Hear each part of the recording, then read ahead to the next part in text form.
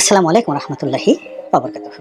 সম্মানিত দর্শক, সাবেক আইজির উপর যে রাহু গ্রাস, এটি কেন হলো? কারণ এরকম তো হওয়ার কথা ছিল না।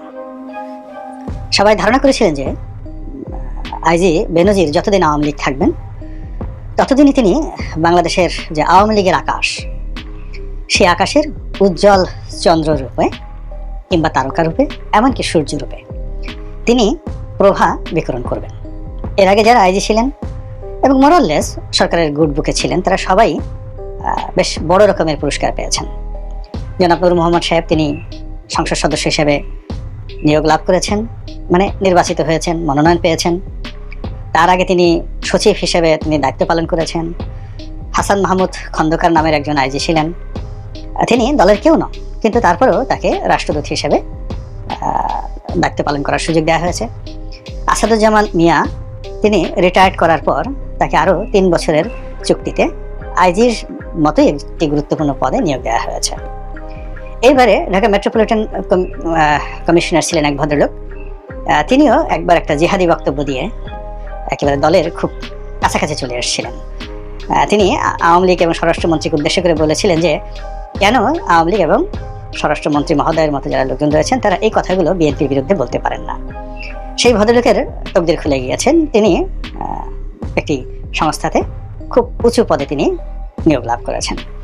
তো এই সকল পুলিশ কর্তাদের বাইরে আরও অনেক পুলিশ কর্তাদের তকদির খুলে গিয়েছে। সিভিল সার্ভিসে যারা দলবাজি করেছেন তাদের তকদির খুলে গিয়েছে, এবং তাদের কাউকে নিয়ে এখনো পর্যন্ত একটা ট্রু শব্দ হয়নি এবং তাদেরকে স্পর্শ করার ক্ষমতা কারো হয়নি। তো সেক্ষেত্রে এই দলের যিনি উজিরে আজম, মানে সরকার সমর্থক আমলা কামলাদের যিনি প্রধানমন্ত্রী, আমলা কামলাদের প্রধানমন্ত্রী বা প্রধান আমির বা প্রধান অতিথি, মেহমান আজিম, তো সেই মানুষটি হলেন ডক্টর বেনজির।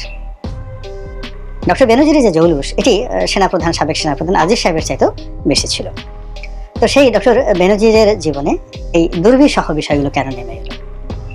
যে পত্রিকা রিপোর্ট করেছে তারা সরকারের খুবই ঘনিষ্ঠ, অর্থাৎ বসুন্ধরা গ্রুপ এবং কালের কণ্ঠ।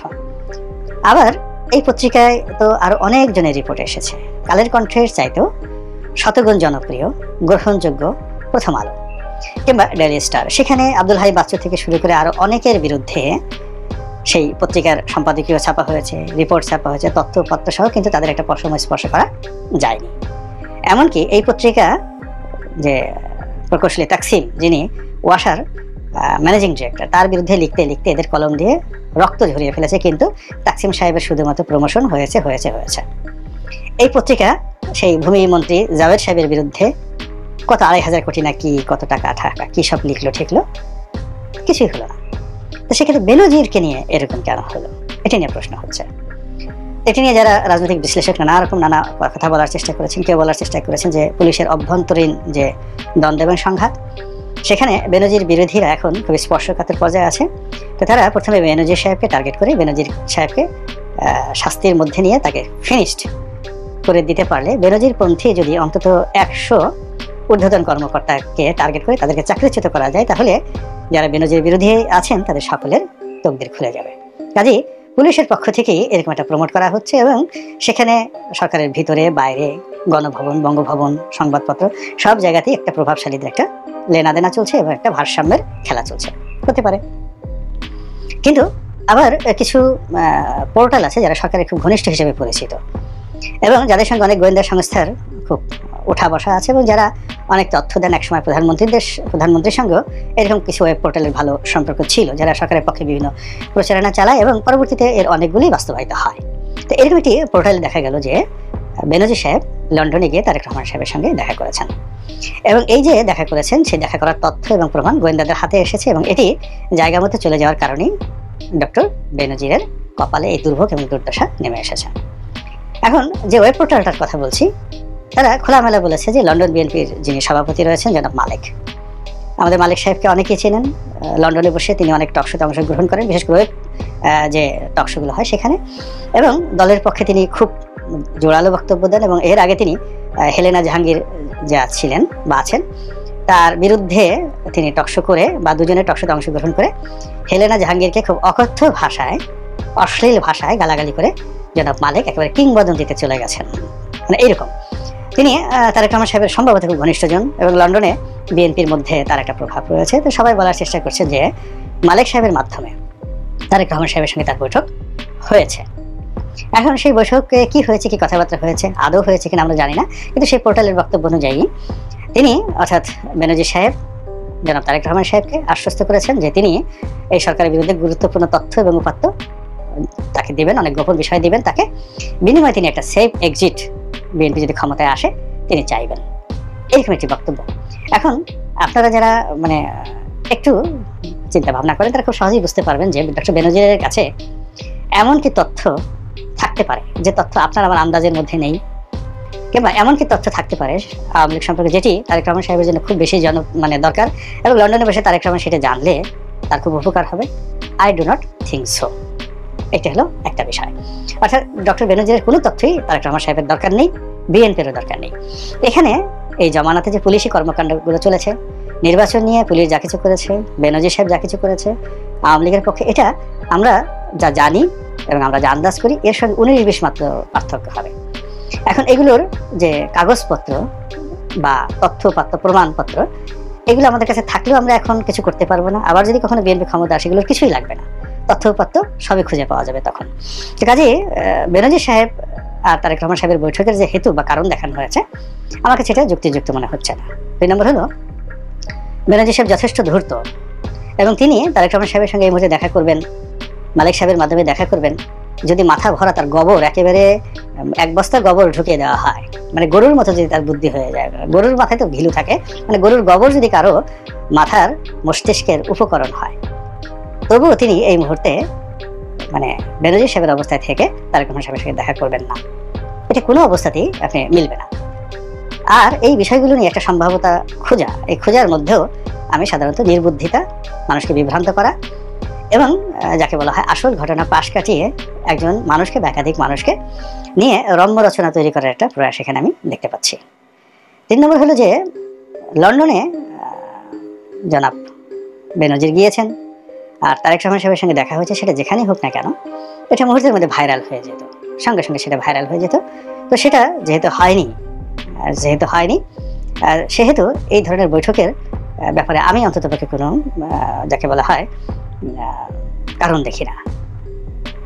3 নম্বরে যেটা হলো যে এখানে ডক্টর বেনজির যদি তারেক রহমান সাহেবের সঙ্গে দেখা করতে চাইতেন, সেখানে তাবিত আওয়াল আছে, আব্দুল আওয়াল মিন্টু আছে, ব্যবসায়িক কারণে বিভিন্ন মামলা মোকদ্দমার কারণে পারিবারিকভাবে এদের অনেকের সঙ্গেই ডক্টর বেনজিরের ভালো সম্পর্ক, এমনকি আমি আছি, আমার সঙ্গে তিনি যোগাযোগ করতে পারতেন। তখন আমার সঙ্গে যোগাযোগ না করে, আব্দুল আল মিন্টু সাহেবের সঙ্গে যোগাযোগ না করে, তাবিত আওয়ালের সঙ্গে যোগাযোগ না করে, এশরাকের সঙ্গে যোগাযোগ না করে, এমনকি আন্দালিব রহমান পাঠ্যর সঙ্গে যোগাযোগ না করে তিনি মালিক সাহেবের সঙ্গে লন্ডনে গিয়ে যোগাযোগ করবেন, এটা কিভাবে আপনি Milan? How it is possible? At least যদি ফালু সাহেবের নাম আসতো, মুফসাদেক আলী ফালু, তাহলে হয়তো কিছুটা বিশ্বাসযোগ্য হতো। কিন্তু মালিক সাহেবের সঙ্গে মানে ডক্টর বেনজিরের সম্পর্ক হওয়ার কোনো রকম সূত্র, লিঙ্কেজ, কোনো কিছু নেই। দিস ইজ একটা সাইড। অন্য সাইড হলো বেনজির সাহেব কেন তারেক রহমান সাহেবের সঙ্গে বৈঠক করবেন, আর তারেক রহমান সাহেব বেনজির সাহেবকে কেন তার সঙ্গে দেখা সাক্ষাতের অনুমতি দেবেন? এর কারণ হলো এখানে বেনজির সাহেব তো দূরের কথা, তার সঙ্গে সঙ্গে অন্যান্য যে সকল পুলিশ কর্তা রয়েছেন, মোর দ্যান 1 ডজন পুলিশ কর্তা নয়, 100 পুলিশ কর্তা গত 2014 থেকে এই পর্যন্ত, যাদের সঙ্গে বিএনপির একটা একেবারে পোল সুরাতে রাস্তার মতো একটা দূরত্ব তৈরি হয়ে গিয়েছে। মানে বিএনপির লোকজন মরে যাবে কিন্তু ওই লোকদের সঙ্গে এক টেবিলে বসবে না, অথবা ওই লোকগুলো মরে যাবে কিন্তু বিএনপির কোনো লোকের সঙ্গে তারা এক টেবিলে বসবে না, এই ধরনের একটা দূরত্ব তৈরি হয়ে গেছে। এবং সেই দূরত্বের মাঝে জনাব বেনজির আহমেদ প্রধানতম ব্যক্তি। তো কাজেই যেখানে বর্তমানে কোনো উপলক্ষ নেই, কোনো প্রয়োজন নেই, তিনি একজন এখন রিটায়ার্ড ব্যক্তি, তিনি তার নিজের পেট সামলাতে পারছেন না, নিজের শরীর সামলাতে পারছেন না, নিজের খামারের মাছ রাখতে পারছেন না, তিনি তার নিজের খামারের গরু রাখতে পারছেন না, লোকজন নিয়ে যাচ্ছে, তার বাড়ির সামনের পাড়া মহল্লার সাধারণ টোকাই যারা রয়েছেন তারা তাকে গালাগাল দিচ্ছেন, বাপ মা তুলে গালাগাল দিচ্ছেন, তিনি দেশে আছেন না দেশের বাইরে আছেন কেউ বলতে পারছি না, এবং তিনি কোনো রকম একেবারে খামোশ হয়ে তিনি কি বেঁচে আছেন না মারা গেছেন, তিনি কোথায় আছেন আমরা কিচ্ছু জানি না।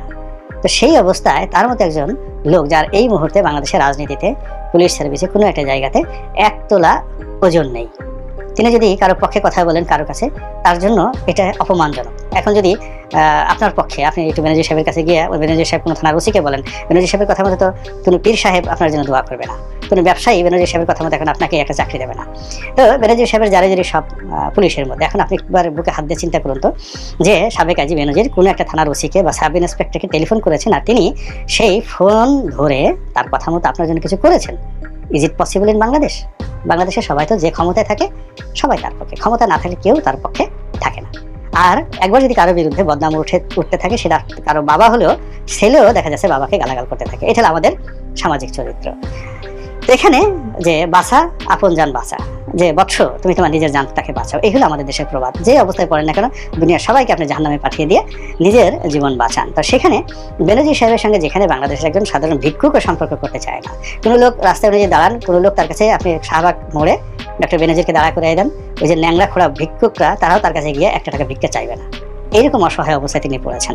আমি আর বাকি এগুলো না। তো সেই অবস্থায় তারেক রহমানকে সেই এত অসহায় হয়ে পড়েছেন কিংবা এতটা মাজলুম হয়ে পড়েছেন যে ডক্টর বেনজিরের সঙ্গে তার দেখা করতে হবে, তার কথা বলতে হবে এবং তাকে অনাগত দিনে তার কাছ থেকে তথ্য নিয়ে তাকে ছাড় দিতে হবে। ফলে এই টোটাল বিষয়গুলো আসলে আমাদের যে অনুর্বর মস্তিষ্ক, সেই অনুর্বর মস্তিষ্কজাত একটি প্রোডাক্ট, যার সঙ্গে বাস্তবতার কোনো মিল নেই। আল্লাহ আমাদের সবাইকে হেদায়েত দান করুন এবং হেফাজত করুন। আসসালামু আলাইকুম রহমতুল্লাহি ওয়া বারাকাতুহু।